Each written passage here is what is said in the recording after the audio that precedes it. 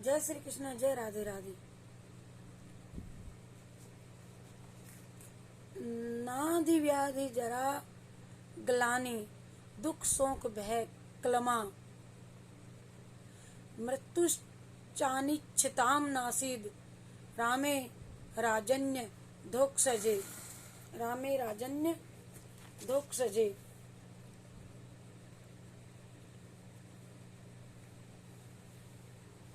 महामंत्री सुमंत जी का दृष्टांत।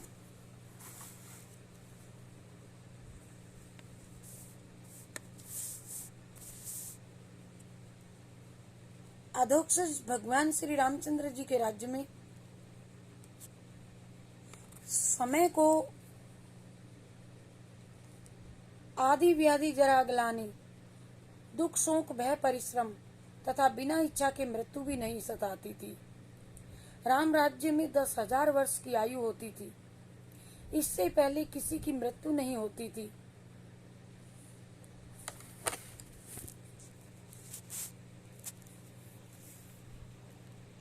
एक समय राम जी अपनी सभा में बैठे थे।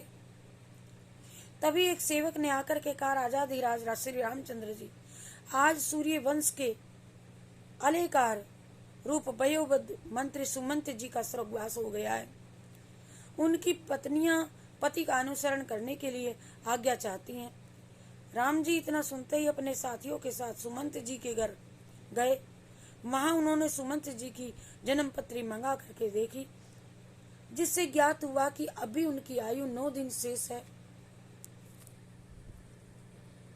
और उसी समय अपने गुरु वशिष्ठ जी को बुला करके कहा कि गुरुजी, सतयुग में मनुष्य की आयु 1,00,000 वर्ष की होती थी, त्रेता युग में 10,000 वर्ष की होती है, द्वापर में 1,000 वर्ष की होती है तथा कली युग में 100 वर्ष की होती है।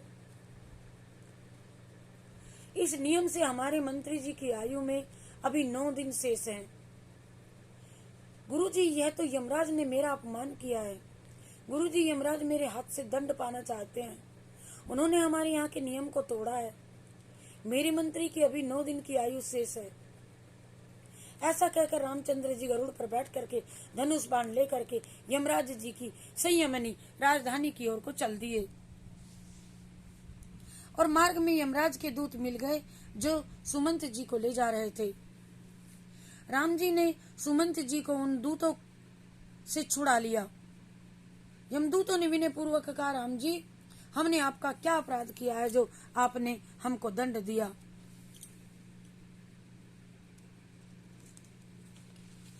तो राम जी ने कहा कि तुम मेरे मंत्री को आज ही क्यों ले जा रहे हो? इनकी तो अभी 9 दिन आयु शेष है। 9 दिन बाद इनको ले जा सकते हो। उस समय मैं कुछ नहीं बोलूंगा। अनुचरों ने कहा, राम जी, आपके मंत्री का जन्म एक अपूर्व प्रकार से हुआ था। कैसे? पहले माता की कुक्षी से इनके दोनों हाथ प्रकट हुए थे, साथ में मुख भी बाहर आया था। इसके बाद माता को बड़ा कष्ट रहा। सभी जन्म की प्रतीक्षा में थे, पर 9 दिन तक जन्म नहीं हुआ। उस समय अच्छे पंडितों ने मंत्रों के द्वारा इनकी रक्षा की। धीरे धीरे इनके और भी अंग निकले। जन्म होने पर इनका नाम 10 दिन बाद सुमंत रखा गया, कारण कि मंत्रों से इनकी रक्षा की गई। राम जी, इस प्रकार सुमंत जी ने 9 दिन निकल गए। इस आधार पर इनकी आयु पूरी हो जाती है। इनमें हमारा कोई दोष नहीं है। आप व्यर्थ में इनको छीन करके ले जा रहे हो तथा हमको भी आपने व्यर्थ में ही दंड दिया, अर्थात हमको बहुत मारा आपने। यमदूत कहते हैं, श्री राम जी ने कहा, भाई, गर्भ से बाहर आने पर ही जन्म माना जाता है। उसी दिन उत्सव मनाया जाता है। ज्योतिषी उसी आधार पर जन्म पत्री बनाते हैं। जाओ, तुम सब जाओ, 9 दिन बाद मंत्री को ले आना, ले जाना, चले जाओ।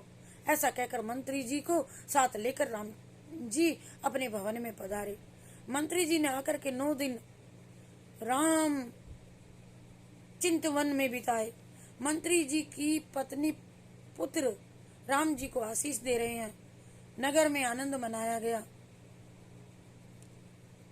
यमराज के अनुचर यमराज के पास जाकर बोले, महाराज ऐसे जीवन को धिक्कार है, आज हमारा बड़ा अपमान हुआ। इसके पहले आपका जो जीव लोक पर शासन करने वाले यमराज, उनकी आज्ञा की अवहेलना, हमारा तो हुआ सो आपकी भी अवहेलना। यमराज जी राम के अनुशासन भंग कार्य में क्षुब्ध होकर के देवराज इंद्र के पास में गए।